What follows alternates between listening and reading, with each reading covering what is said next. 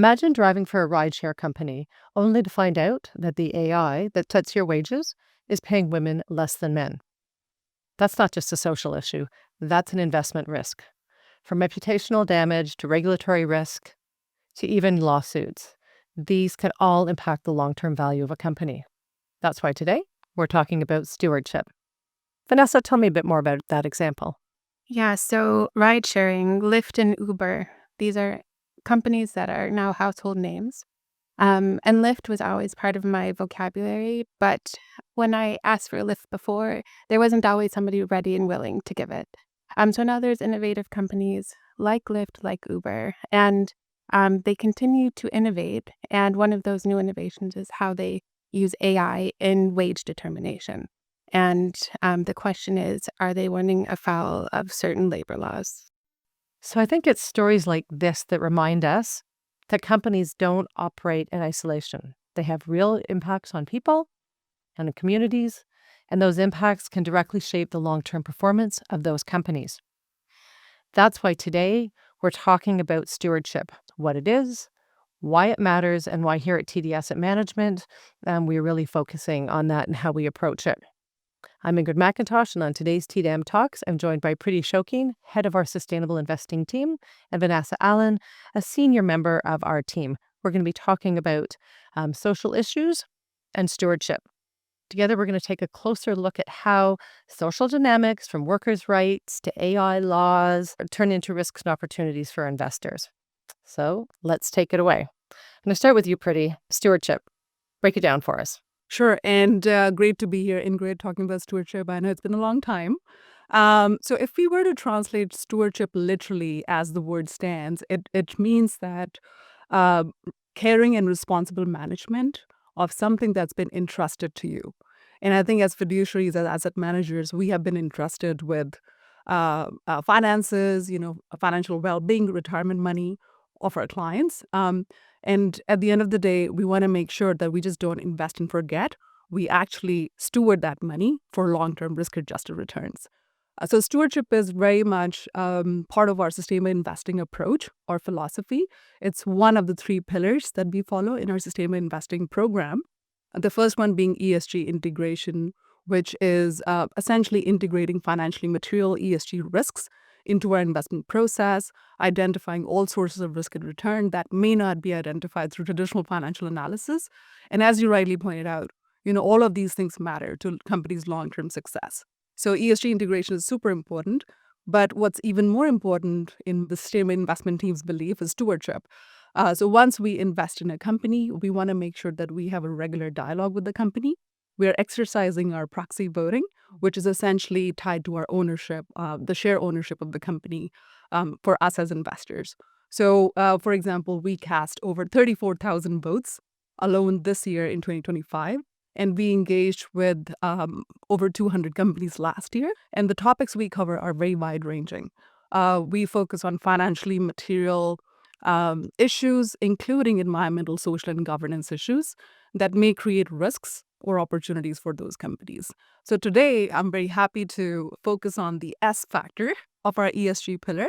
And I know the social side of things are not that talked about, given the prominence of dialogue on climate change and governance. So we want to make sure that the financially material social issues, as you highlighted in the example of Lyft, are also in front and center for our investment team, and we're considering them as good fiduciaries and stewards of capital. And I think that's such a great conversation because that is exactly what we are here at TD Asset Management. We are stewards of our clients' capital, and sustainable investing has come so much further from just simply what we will or what we won't invest in, but how we work with the companies who we invest our clients' money on behalf of are continuing to operate their companies. Now, Vanessa was great to give us a Lyft example at the outset, but I haven't had an opportunity to introduce you. Vanessa, maybe Priti. For sure. So Vanessa has been a longstanding member of our sustainable investment team. She joined TDAM in 2016, I believe, and has been a rotational analyst in our fixed income team, our risk team, and now part of the sustainable investment team. She has experience in policy making in the United States. You can imagine how challenging that can be. And then she decided to pivot and get her MBA and be part of the investment management industry. Thank you for that, Priti. I think it's one of these things in sustainable investing in our approach isn't adjunct to our investment teams. It's fully integrated across what we do. So I think when I talk about the sustainable investing team, you are part of the investment team with this focus on these factors. Vanessa, can we talk a little bit more specifically? Because as you said at the outset, Priti, people are very comfortable with what it means to look at E and what it means to look at G. But what are we talking about when we talk about the S elements of ESG? So I'll just say that one letter is a large number of different issues. It's a huge umbrella. And I can't do any piece of it justice in this one podcast. But we're talking about human rights, how companies are understanding the standards out there in terms of how people should be treated, the communities around them should be treated. How are they adhering to globally understood standards like the United Nations guiding principles on business and human rights? What are the practices that they're putting in place in order to ensure their adherence to those standards? How they're doing their due diligence at different business partners to ensure that they're not involved in any human rights controversies. On into issues of human capital. Workers are a significant stakeholder in pushing forward the strategy, the growth of companies. How are those stakeholders being treated in terms of compensation, workplace safety? How is the company building a healthy business culture in order to keep and attract talent? So these are some of the issues that we focus on in our stewardship work. It gets very granular. There are some issues that kind of roll up to human rights, but there's interactions with other issues such as environmental and governance issues as well. And to your opening remarks, Priti, as well, these don't show up in the quantitative analysis. These don't show up in things we can see in the numbers. These are the things we need to dig a little bit for. Talk a little bit about, staying focused on the long term, because I think sometimes there's transient focus on the sustainability space. But can we talk a little bit more about the types of things that can drive a company off course, maybe in this realm? Yeah, absolutely. I think AI is a big focus right now. And if we look at it from a social lens, there's so many issues that are, or risks and opportunities attached to AI. So some of the risks are, bias in AI systems. We talked about Lyft a little bit, but that's coming across all sectors. So the way we're thinking about it is, how can we engage with the developers of AI or the hyperscalers versus the users of AI?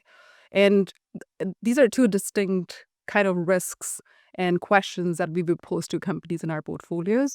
To Amazon, for example, there's a growth opportunity related to AI in the cloud system. They've always been used in the investment portfolio, not just for the retail side of things, but also what potential upside we see in the cloud, computing business at Amazon. AWS has traditionally seen. So I think we saw a proposal over there that Vanessa can actually go into the details of in terms of responsible adoption or governance of AI. I think that's a key issue that we're grappling with right now. In the past, we've seen companies' bottom line being impacted by community controversies or escalations or, conflicts in the mining sector, for example. So in our resource-intensive portfolios or companies that are in the resource business, we consider community as a key stakeholder because that has the potential, those kind of incidents have the potential to disrupt production. Depending on what percentage of revenue comes from that particular site, it can have, a range of impacts on the stock price or the long-term performance or, view of our analyst of that particular company. So it's just one example where, community relations plays a key role. And it's not an easy one, right? We have to lift under the hood and see what policies does the company have. What is their interaction model with the communities? Have they analyzed all the impacts, environmental and social impacts on the communities that they're operating in or are going to be venturing out into? So, that's the kind of, analysis or research we tend to do, which is not always, as you pointed out, quantitative. There's a lot of qualitative aspect to it and a dialogue-based aspect to it with the companies. And knowing the right questions to ask. I think when people think about ESG, historically, it was a do good and a feel good, and it was very altruistic. But I think, we talk about it every day, but I think we have to keep driving home this is about appropriate risk measurement, management, and investment performance as we do it. TD Asset Management today manages over $500 billion in assets on behalf of Canadian and global clients. What power does that give you to sit down with management teams? Can you talk a little bit about that process when you're sitting down with management teams? Absolutely. I think, this is a very good question. And we work with our portfolio management team on a regular basis to be able to access management and also, sometimes the boards of these companies to ensure that they have effective oversight over these specific financially material risks. And I think one example I can give you within the Canadian space, because we are sometimes, if not a significant, one of the top 10 shareholders of companies in the Canadian space, we have been able to have a lot of dialogue with, companies and management on Indigenous relations and reconciliation. And I think that is a very important issue as a Canadian-based asset manager that we have focused on. And I know, Vanessa, you've engaged with companies on Indigenous issues quite a lot. So maybe you can provide an example or two on that. Yeah. Um, I think with Canada bringing in the UN Declaration on the rights of Indigenous people, they've folded this into some of their laws, and it's been increasingly becoming a focus. And investors are paying attention to what's happening at the federal level and companies too. And we're expecting companies to understand sort of their contributions to reconciliation as well. And given that the federal government, they're increasing their contributions towards these communities, there are different claims that they have paid, and it's transferring a lot of wealth to Indigenous communities. And so when we're talking to corporations to understand how they're engaging the communities around them, including Indigenous people, we're trying to understand how they're sharing the benefits of the significant pieces of infrastructure that they're putting in place.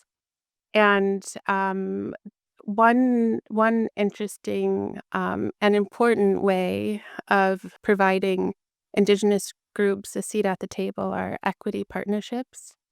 And what I find interesting are the collection of entities coming together to help support. In the past, being able to take part in an equity stake has been expensive and not very affordable for Indigenous groups. And so there are different loan guarantee programs that are out there now at the federal level. There's a loan guarantee program. Um, and they're significant programs. At the federal level, it's $10 billion that was announced earlier this year. And there are entities like the First Nations Finance Authority. It's a member organization with different Indigenous groups as members. And what this entity allows them to do is pull projects together to help lower the interest rate. So they're sort of building a larger package so it's more attractive to the market. And so we're engaging not only corporations, but myself and some of the fixed income desk have talked to these various entities to understand what are the investment opportunities there. Yeah, and it really goes to show that, these are opportunities that companies cannot afford to miss anymore because, they do offer, superior risk-adjusted return, or at least that resilient financing framework, to work closely with the Indigenous community on projects that would not be viable before. So I think there are these massive developments that happen in the marketplace, which wouldn't be, almost invisible if we were not paying attention to it Yeah. through stewardship. Yeah, and I think you talk about the developments, right? So we've been talking about social factors, ESG, for many, many years, but the landscape changes all the time. AI is one example. You talked a little bit about, evolving technology and some of the things. You talked a little bit about Amazon. Talk about some of those other elements. I mean, I know our listeners love examples of where this is coming to play, and we had talked about employee surveillance, I recall. Yeah, Vanessa, you want to take a shot at that? Yeah. That's an Amazon. Oh, it's a terrifying one. Yeah. That's an Amazon question. So Amazon is a company that we have engaged quite a bit. And they're interesting because they have really moved forward innovation within their warehouses. They have brought in different ways to make it more efficient. They bring in robotics. At the same time, they have been a company that has received quite a number of shareholder proposals asking for audits of their workplace safety. And it's not just something that you see in proposals. There are different jurisdictions that have raised fines on the company because the level of surveillance that they do of their employees is what they might call excessive. Breaching some kind of privacy law, Yeah, potentially. Yeah. exactly. And then in California, they face fines related to like having quotas, but not the employees not really knowing what the quotas are, so they don't know what they're working towards. So we want to engage them to understand any additional context and then understand what they're doing now that these jurisdictions have brought fines. What are they doing to correct the issues? There are other elements that sort of raise some red flags. Closer to home in Canada, in mid-2024 in Quebec, there was a union certification. And soon after that, Amazon decided to close all the facilities. And the facilities weren't that old, and there were 7. So when you think about investments, there's a significant outlay to put forward those warehouses, but then just to close a few years later. What they indicate, it's efficiencies now. They're using third parties to do deliveries. But some see it as kind of pushing back on unionization. And so we'll see how that all plays out because in British Columbia in the summer, there was a union recognized there. So we'll see what happens. But it's something, because it's current, it's important for us to keep up our conversations with the company. There's so much that's in here. There's the changing landscape in which we're all operating in. And when we think about the stewardship conversation and, the story that we're telling about one particular company, it might be happening at any company. And as a stewardship team, you're almost, as you say, Priti, you're almost a bit of an early warning sign to the company too, like this is not okay with shareholders and this is why we're going to vote or move you this way. But when I think about some of the examples you've talked about, you play that out. Media is instantaneous, news is everywhere, and the end customer behaves differently. And that, of course, has a very direct impact on the share value and the long-term value of the company. So these aren't just behind-the-scenes conversations with asset managers. We're almost predicting where these risks and people will react now in a way that they've never reacted before as well. Is there any other themes? Sorry. And I'll just add to that. One of those customers is the Canadian government, who, after the shutdown in Quebec, had indicated that they're going to review their relationship with Amazon. So there are real economic repercussions to large governments, different jurisdictions, rethinking sort of their relationships with Amazon or other It's corporations. such a beautiful example of how this is just not altruism. This is good business or not so good business when it comes to shareholders' rights. Absolutely. And I think we're just scratching the surface on the social issues with this example. But it really goes on to, demonstrate that, beyond the headlines, there are some recurring inherent systemic risks that companies may have that if we do not have a proactive dialogue with them, we would not understand as investors. So I think that's where the value of stewardship comes in. It's almost like, I like to use the analogy, Ingrid, if I may. It's like, planting a garden and then tending to it. Right. So you can't just plant the seeds and just forget about them. You have to continuously water it, make sure that, all the external factors are taken into consideration and offset. So I think, analogies aside, I think, it's very important to have the stewardship element to long-term investment. So well said. I think what we've covered here today is really, these social risks are financial risks. And being at the table to partner with companies and help guide either through dialogue or through the proxy voting process is a very powerful tool when used in partnership on behalf of clients. I think stewardship really is that avenue to do this, to gain that context, to share insights, and to help companies, really perform better. That brings us to the end of today's episode. Again, for more on stewardship, you can check out our website for TDAM's 2024 Sustainable Investment and Climate Report, and also our 2025 proxy report will be coming out soon. Our ESG conversation can't stop here, as Priti said. Today we focused on the S. In future episode, we're going to turn to G, governance, and we're going to take a closer look at how we as asset managers evaluate boards, vote our proxies, and hold companies accountable. Until then, I'm Ingrid Macintosh. Thanks for listening to TDAM Talks, and you can find us where you love your podcasts. Thanks, and have a great day.